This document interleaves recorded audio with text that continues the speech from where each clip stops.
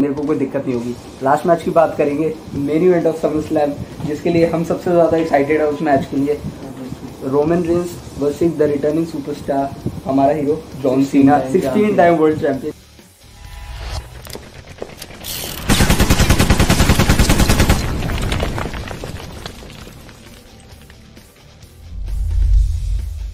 Roman Reigns versus the returning superstar, हमारा hero John Cena, 16 time world champion John Cena.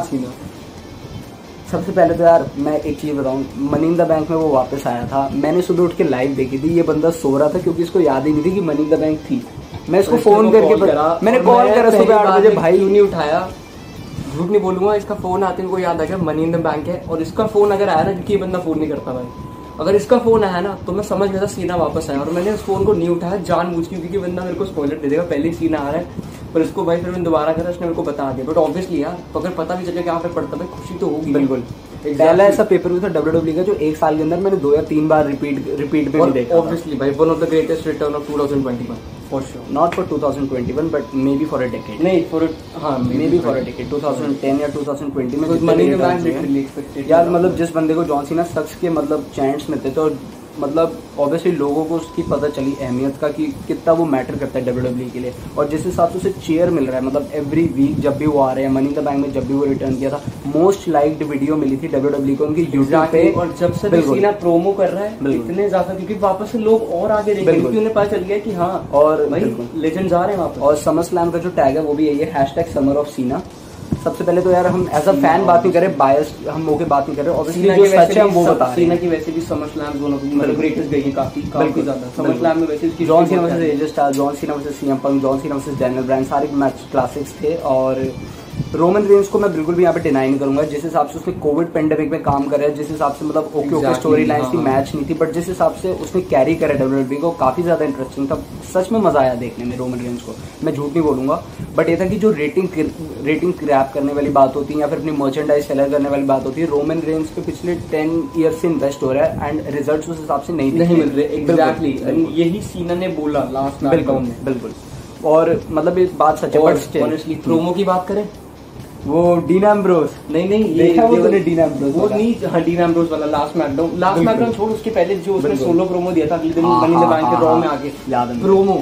Literally सीना से कोई जीत सकता है ऑब्वियसली नहीं यार। बेस्ट प्रोमो तो सही में गॉड ऑन माइक, सही में God on mic, God on mic. मैं अभी भी ये बोलूंगा जो लास्ट स्मैकडाउन प्रोमो से अगर एक चीज याद रही हो, नो मर्सी। हाँ 2017 5 बॉम्ब प्रोमो। सीरियसली रोमन एक बच्चा लग रहा था, सीना ने बोला। और मैं अभी भी यही बोलूंगा, promo kid you have to do it. और मैं अभी भी यही बात बोलूंगा यार कि मतलब 4 साल पहले रोमन इतना अच्छा नहीं था, बेशक प्रोमो पे फेस था, बट स्टिल लोगों ने बोला कि अब रोमन काफी अच्छा हो गया। बट स्टिल जो लास्ट प्रोमो बैटल हुई जिसमें डीन एम्ब्रोस का जिक्र हुआ, उसमें भी रोमन को इतना ज्यादा वो नहीं कर पाएगी जॉन सीना के लेवल पे। John Cena literally God on mic. सीना जब रोमन बोलने गया, मेरे को भी लगा बहुत प्यारा पॉइंट बोलेगा, मतलब बोला आई नो निकी बेला वाला बोला कि ब्रेकअप हो गया एंड ऑल दैट। यार वो तो सभी बोलते हैं, बट जो जिस चीज को पता है, बट वो सीना को पता है। सीना ने बोला भी कि हाँ ये मेरे ब्रेकअप के बारे में बोल के कुछ होने नहीं वाला। और जो भाई जॉन सीना ने फैक्ट्स पे बात की भाई, डीन और जो डीन एम्ब्रोस का जिक्र था ना, सीरियसली वो सुन के मैं हिल गया था कि ये बोले, क्योंकि उसने बोला कि ओवरहाइप। बिल्कुल। और वो रिहर्स नहीं था प्रोमो बिल्कुल भी, वो पाइप बॉम्ब प्रोमो था। मतलब ऐसे कुछ प्रोमोस होते हैं जो याद नहीं करे जाते, जो सीधा जाके मतलब रिंग में बोलने होते, कट करने होते। और इतनी परमिशन आप ऑब्वियसली जॉन सीना को दे सकता है विंस मैकमैन, बिकॉज़ ऑब्वियसली जो उसने WWE के लिए किया है। और बंदे तो इसलिए भी एक्साइटेड होंगे ऑब्वियसली, सबको पता है नो मर्सी में जो भी हुआ वो देखना चाहते हैं कि एक बार वन मूव, मतलब one last time Cena versus Roman मे भी हो भी सकता है। वन लास्ट टाइम मे भी इसके बाद भी हो सकता है, ऐसा नहीं। सीना वर्सेस रोमन मे भी पॉसिबल नहीं होगा, सीना लड़ेगा I know, but Cena versus Roman मे भी आगे फ्यूचर में पॉसिबल ना, माइट बी आगे पॉसिबल, 50-50 चांस। तो ऑब्वियसली सब चाहते हैं कि सीना वर्सेस, ऑब्वियसली यार एज अ WWE फैन हम तो चाहेंगे ऑब्वियसली नो मर्सी में जो भी हो, मैच में जो भी हो यार, समर स्लैम में भी चाहे जो भी हो, बट हाँ समर स्लैम में भी जो भी हो, बट भाई लिटरली रिस्पेक्ट ऑब्वियसली बात है, सीना लेके जाएगा, सीधी सी बात है। बिकॉज उस बंदे को फर्क नहीं पड़ता, अगर वो हारता है तो एक्सेप्ट करेगा कि हाँ रोमन ने हराया है and it was a great fight. और लास्ट 2 इयर्स में अगर मैं किसी मैच के लिए मतलब है कि मुझे हाइप है 10 दिन पहले भाई मैच होने वाला, तो वो इस मैच के लिए Edge versus Seth Rollins close to that. But still जिस हिसाब से मैं जॉन सीना के लिए एक्साइटेड हूँ, आफ्टर लाइक बहुत ईयर्स में वापस कर रहा है। फास्ट एंड फ्यूरियस 9 आई थी, मैं किसी को ऐसे नहीं बोलना चाहता, बट स्टिल मैं सीरियसली बताऊंगा, विन डीजल से ज्यादा मुझे जॉन सीना का इम्पैक्ट लगा था उस मूवी के अंदर, काफी ज्यादा। अगर ऐसे बोले तो फिर कोई नहीं, हाँ भाई रोमन के फैंस भी बताते भाई हाँ वो भी आया था हॉब्स एंड शो में, बट ऑनेस्टली जितना प्रमोट करा था उतना रोज लिटरली रोमन ने एक लाइन नहीं बोली है, तो यार वो यार आप खुद देख लो ना, John Cena as a rapper, मतलब वो रैप है तो ऑब्वियसली वो एक अच्छा प्रोमो कट कर सकता है। रोमन उस हिसाब से बॉडी बिल्डर, मतलब एक फाइटर है, जिस हिसाब से वो रेसलिंग करता है, तो वो इतने अच्छे प्रोमो नहीं बोल सकता, तो वो चीजें मैटर करती हैं इस चीज में। सबसे ज्यादा एक्साइटेड हूँ इस फ्यूड के लिए, जिस हिसाब से लास्ट वीक प्रोमो सीना is one of the greatest player इसीलिए क्योंकि ओवरऑल मैं ये नहीं बोलूंगा greatest of all time, but one of the greatest. मैंने भी ये बोला one of the greatest exactly. तो इसलिए बोल रहा हूँ कि ये भी इसलिए बोल रहा हूँ क्योंकि अनु कुछ प्लेयर्स अच्छा लड़ते हैं, कुछ प्लेयर्स माइक पे अच्छी नहीं होते जैसे ब्रॉक लेसनर, बिल्कुल, बट कुछ प्लेयर होते हैं कि वो ओवरऑल जो होते हैं ना हर चीज। ब्रॉक लेसनर का फिर फर्क ये होता है ना कि वो क्या करते हैं कि वो प्रोमो पे कुछ नहीं बोलते बट वो व्यूअर्स ड्रॉ करते हैं। एग्जैक्टली। और सबसे बड़ी बात रोमन रेटिंग्स नहीं दिलवा पा रहा। हाँ ब्रॉक लेसनर तेरे को भी पता है, सबको ही पता होगा, बहुत प्यारी फाइट है। ऑनेस्टली ऑनेस्ट बोलना ठीक है, वो जो बंदा जो भी करता है किसी भी मार देता है, बट ऑनेस्टली वो बंदे की फाइट्स लिटरली एंटरटेनिंग होती है और मजा आता है देख के ऑनेस्टली। रॉयल रंबल में जो हुआ था 13 एलिमिनेशंस बैक टू बैक, बिल्कुल अगर रेट करना हो इस मैच को समझ स्लैम के लिए तो आउट ऑफ 5 स्टिल मैं तो ये कहूंगी टू 5 और 5 मतलब स्ट्रेट अवे जैसे सीना का फैन हो गया। अगर तेरे को जिस हिसाब से फ्यूड लगी, जिस हिसाब से लग रहा है कि मैच हो सकता है, अगर उस हिसाब से तुझे रेटिंग देनी हो तो ऑनेस्टली 4.6 0.2 भी मैं इसलिए बोल रहा हूँ क्योंकि ऑब्वियसली ये मैच पहली बार तो नहीं हो रहा, ऑनेस्ट रिव्यू बिल्कुल इसलिए कि पहली बार नहीं हो रहा, एक बार हो चुका है इसलिए।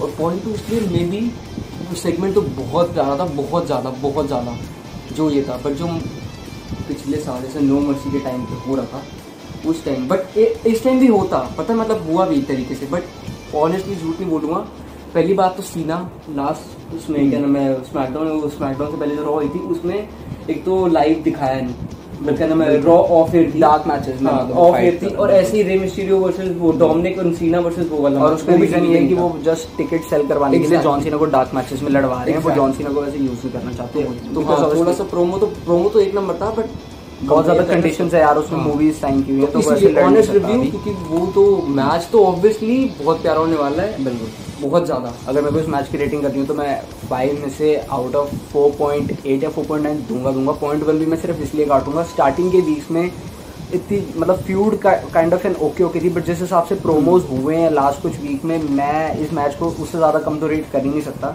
और ऐसे यार कि इस मैच के लिए हाइप बहुत ज़्यादा क्रिएट हो चुकी है, बस वो चीज़ मैटर करती है।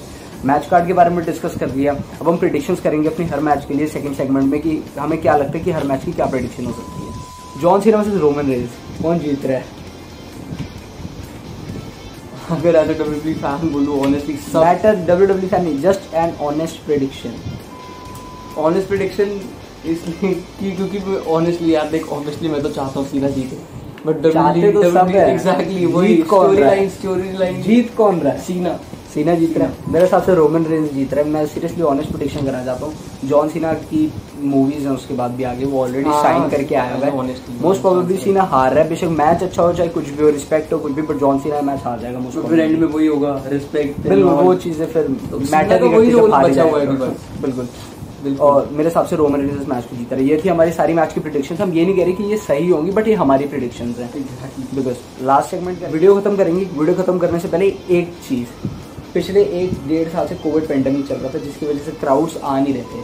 जिस हिसाब से क्राउड्स आए हैं, WWE देखने का मजा हुआ है। आप तो आदत ही हो गई थी बिना क्राउड के देखने की, कि यार मन नहीं कर रहा, क्राउड्स आ गए। नहीं, मैं झूठी बोलूँगा, देखो ऑब्वियसली बाकी कामों में लग के मेरे को नहीं पता था कि मैं छोड़ दूँ एकदम से ऐसे, बट जब क्राउड नहीं आ रहा था, मेरे को सही में नहीं आ रहा था, तो एकदम से मेरे को इतना मतलब मेरा ध्यान बिल्कुल हट गया। मैंने इसको बोला कि यार अब देख ही नहीं पा रहा क्योंकि ऑनेस्टली, और सीधी सी बात है कि हाँ हो गया था, क्योंकि मैं झूठी बोलूँ मतलब काफ़ी अच्छे प्लेयर्स नहीं आते। मैं इवन सीना को मिस कर रहा था, ब्रॉक को मिस कर रहा हूँ, सीना आ गया, काफ़ी प्लेयर्स थे, तो इसलिए मैंने छोड़ दी। बट रसेलमेनिया रॉयल रंबल थी, क्राउड आया था वहाँ पे, क्राउड नहीं आया था, बट रॉयल रंबल की एक्साइटेड था क्राउड। सीधा रॉयल रंबल देखी, रॉयल रंबल के बाद भी काफी बिग 4 पेपर जाने की, वही एग्जैक्टली। फिर रसेलमेनिया के बाद से काफी ज्यादा देखी, क्योंकि रसेलमेनिया में तो ऑलमोस्ट क्राउड आ रहा था, ऑलमोस्ट। बिल्कुल ये होगा कि समर स्लैम के लिए भी अराउंड 50 से 55,000 का क्राउड आएगा। फुल कैपेसिटी में नहीं आएगा क्योंकि यूएस में कोविड केसेस फिर से बढ़ रहे हैं, बट स्टिल है कि यार ऐसा एक पेपर व्यू आया, मतलब इतने टाइम के बाद, जिसके लिए मैं और मेरा friend I think most hyped होंगे हम इस पेपर के लिए आफ्टर अ लॉन्ग टाइम।